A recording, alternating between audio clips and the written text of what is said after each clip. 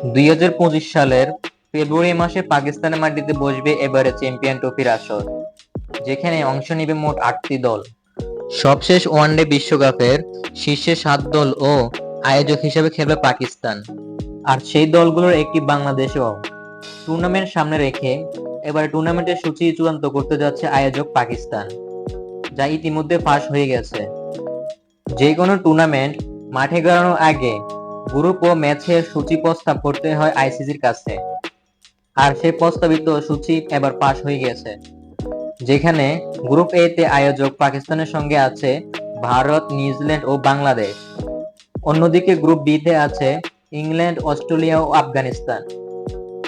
এই দলগুলোকে নিয়ে টুর্নামেন্ট মাঠে গড়ানোর কথা রয়েছে আগামী 29 ফেব্রুয়ারি থেকে 9 মার্চ পর্যন্ত।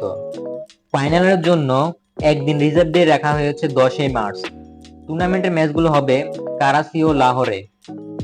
টুর্নামেন্টের সবচেয়ে high voltage match Pakistan Bharat মাঠে গড়ানোর কথা রয়েছে আগামী 1 মার্চ, যে ম্যাচটি সহ ভারতের সবকটি ম্যাচেই হওয়ার কথা রয়েছে লাহোরে।